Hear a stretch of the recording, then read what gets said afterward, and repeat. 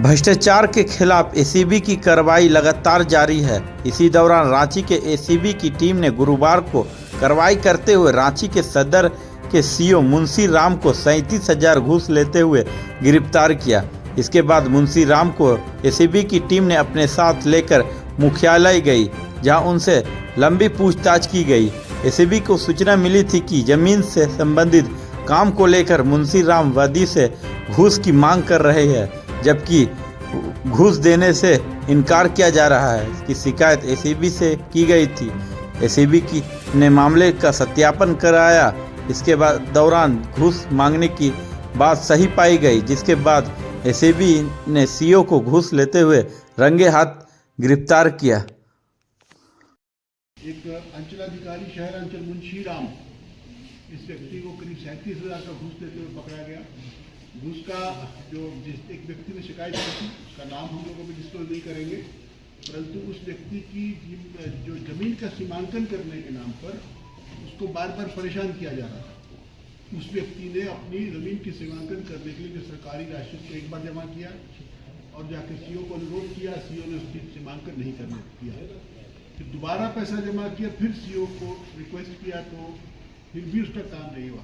अंत में तंग आकर के उससे जब 37,000 रुपये की घूस मांगनी शुरू की गई, ये मांग शुरू में 50,000 से और घटते घटते 37,000 तक वो आ गया। तब उसने तंग आकर के एसीबी में शिकायत की और आज हमारे अधिकारियों ने, हमारे दो डीएसपी, जिसमें डीएसपी संतोष और डीएसपी मंगल जमुदा, इनके द्वारा एक टीम बनाई गई और हमारे एसपी और डीएसपी के निर्देशन में काम हुआ और इस व्यक्ति को रंगे हाथ घूस देते हुए पकड़ा गया। तो ये तो इसका वो था, बैकग्राउंड था। इसके बाद फिर उसके घर में छापामारी की गई, जहाँ पे 11,42,000 रुपये उसके घर से कैश के रूप में बरामद भी किया गया। तो ये अपने आप जो रकम दर्शाती है किस प्रकार से ये जो सर्कल ऑफिसर था, ये लोगों से वसूली करके धन अर्जन कर रहा था, घूस का पैसा का इकट्ठा कर रहा था।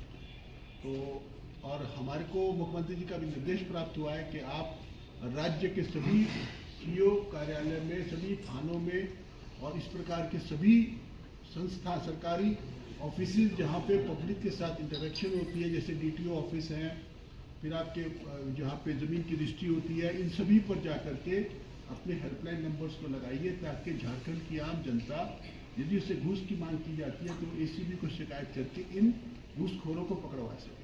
यही मेरा इसका। आप कुछ पूछना चाहते हो तो बताओ।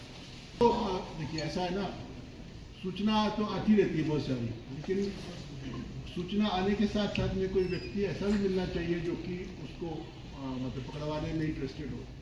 तो सूचनाएं मेरे को बहुत आती है, प्रतिदिन आती है सूचनाएं, लेकिन ऐसे व्यक्ति नहीं मिलते हैं जो कि तुरंत तैयार हो जाए। तो हम तो आपके माध्यम से कहेंगे कि झारखंड राज्य की जनता में यदि किसी से घूस की मांग की जा रही है, आप हमारे हेल्पलाइन नंबर, मैं नंबर बोल देता हूँ, जो नंबर आपको मालूम होना चाहिए। एक लैंडलाइन नंबर है 0651-271-0001।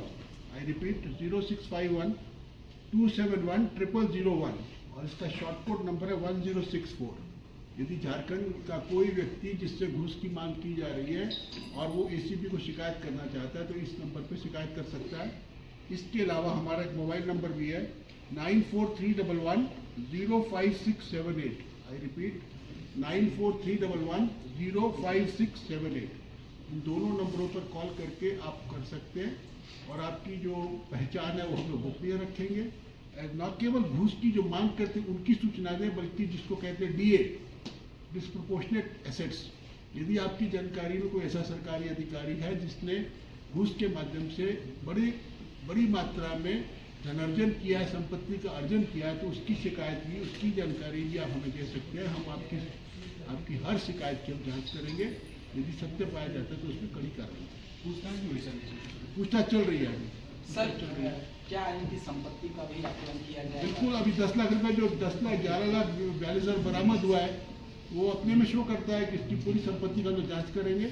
यदि संपत्ति की जांच करने के बाद हमें पाया जाता है कि इनकी जो नॉन सोर्सेज ऑफ इनकम है उससे ज़्यादा संपत्ति इनके पास है, तो हम डीए का, डिस्प्रोपोर्शनेट एसेट्स का एक अलग से एफआईआर भी करेंगे, सरकार की अनुमति प्राप्त करेंगे।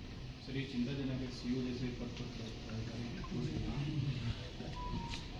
सर, अन्य जो अधिकारी, ये एक वार्निंग है सभी चीज़ों के लिए। इसको शुरू कर देना चाहिए। ये चिंताजनक है वो तो है, लेकिन ये सभी राज्य के सभी जो माननीय मुख्यमंत्री जी का अभी आदेश प्राप्त हुआ है कि करप्शन को पॉलिसी को रद्द किया जाए, तो उसको हम फॉलो कर रहे हैं। चिंताजनक तो उन सीईओज के लिए होना चाहिए क्योंकि इस प्रकार की घटना घटने के बाद भी अपनी जो अपनी आदतों से बाज नहीं आ रहा, इस प्रकार के लोगों को सर ये कंटिन्यू रहेगा इस तरह से जो कार्रवाई की जा रही है? बिल्कुल कंटिन्यू रहेगा। और इसके लिए मैंने जैसा बताया कि हम लोग अगले कुछ दिनों में सभी राज्य के सभी सीईओ ऑफिस के आगे एसीबी का हेल्पलाइन नंबर और मोबाइल नंबर को लगाएंगे, ताकि कोई भी जनता का कोई भी व्यक्ति, राज्य का कोई भी सिटीजन अगर उस कार्यालय में जाता है और उससे किसी प्रकार की परेशानी की जाती है तो वह उस नंबर पे कॉल करके एसीबी के लोकल ऑफिसर पे कॉल।